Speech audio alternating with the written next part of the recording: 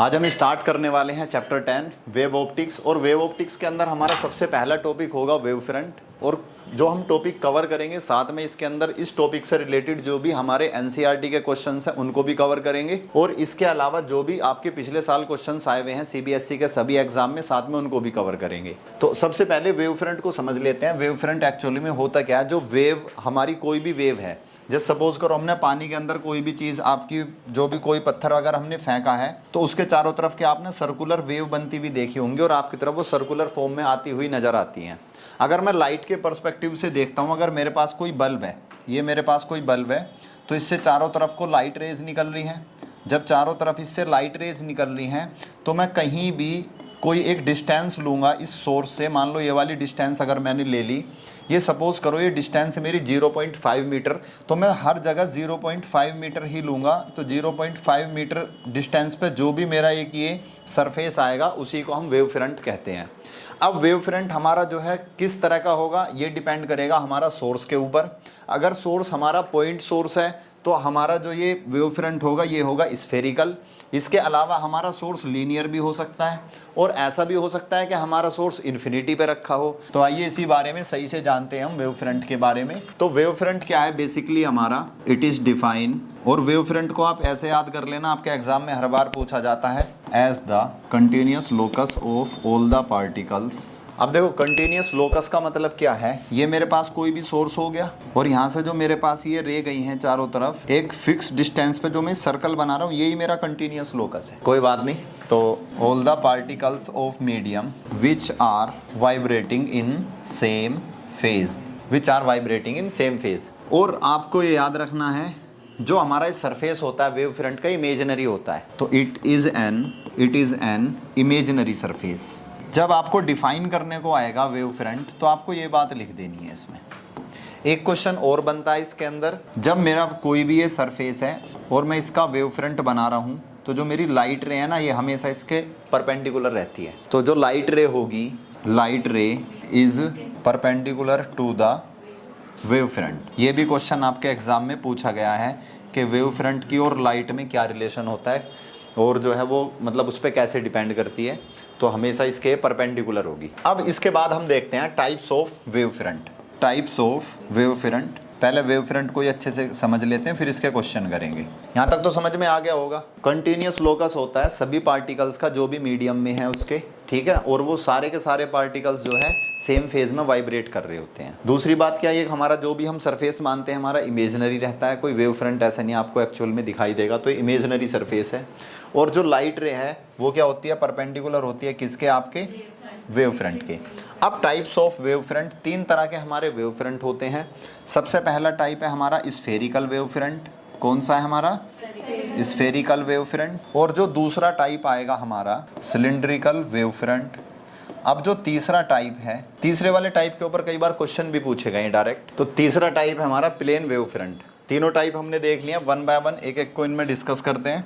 सबसे पहले पढ़ते हैं हम स्फेरिकल वेव फ्रंट। तो स्फेरिकल वेव फ्रंट क्या होता है, स्फेरिकल वेव फ्रंट उसको कहते हैं हम जब हमारा वेव फ्रंट स्फेयर की तरह बन रहा हो। और ये कब बनता है, it is produced when source is a point source. Source अगर हमारा पॉइंट सोर्स होगा तो उस टाइम पे जो हमारा वेव फ्रंट बनेगा तो वो कैसा होगा, स्फेरिकल होगा। यानी कि लाइट सोर्स ये हो गया हमारा और यहाँ पर जो मेरा बन रहा है वेव फ्रंट ये क्या है मेरा, स्फेरिकल वेव फ्रंट। ये पॉइंट सोर्स है और इसको क्या बोलूंगा मैं, स्फेरिकल वेव फ्रंट। इसके बाद अगला जो टाइप है वो है हमारा cylindrical wave front. Cylindrical wave front हमारा कब बनता है, जब हमारा सोर्स कैसा हो, लीनियर हो। तो it is produced when source is linear. जब सोर्स हमारा लीनियर होगा तो सिलिंड्रिकल वेव फ्रंट बनेगा कुछ इस तरह से। ये हमारा सोर्स है लीनियर और यहाँ से हमारी चारों तरफ ये लाइट निकल रही है, यहाँ से भी चारों तरफ हमारी ये लाइट निकल रही है।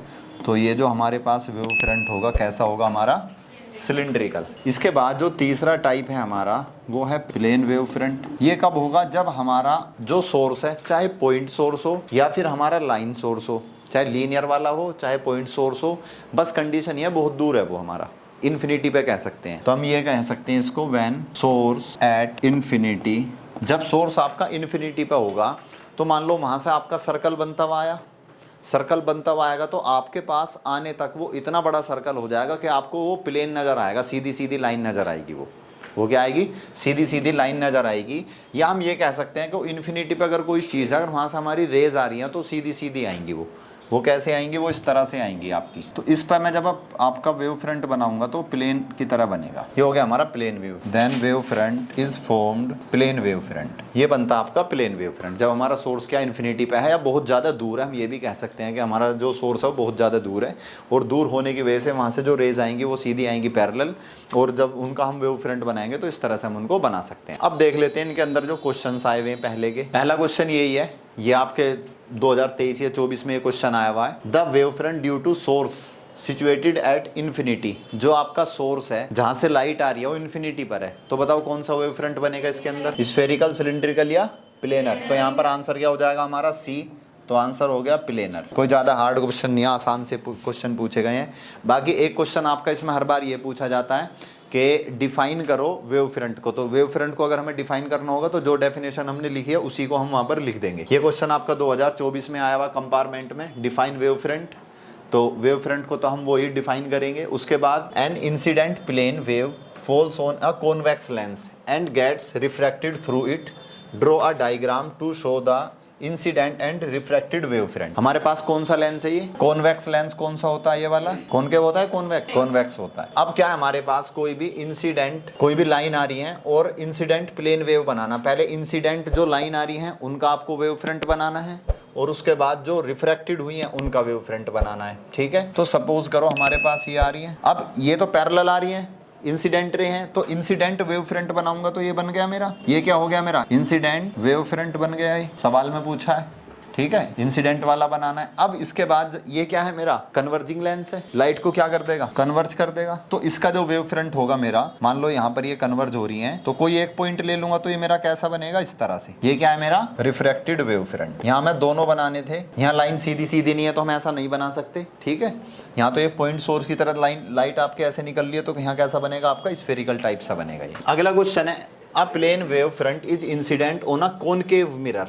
कॉनकेव मिरर है इस बार। कॉनकेव मिरर कौन सा होता है? ये वाला। ये कॉनकेव मिरर हो गया, ये आपकी प्रिंसिपल एक्सिस होगी। अब आपको बताना है अ प्लेन वेव फ्रंट, एक wave front incident on a concave mirror of radius of curvature R, the radius of the reflected wave front will be. अच्छा, इसके बाद पहले जाके टकराएगी, कोई भी लाइट आ रही है और टकराने के बाद रिफ्लेक्शन होगा। रिफ्लेक्शन के बाद हमें क्या बताना है? रेडियस बतानी है उसकी। तो देखो सबसे पहले क्या है, जब हमारे पास ये लाइट, जब कोई लाइट कैसी भी ना हो तो हम प्लेन लेके चलते हैं।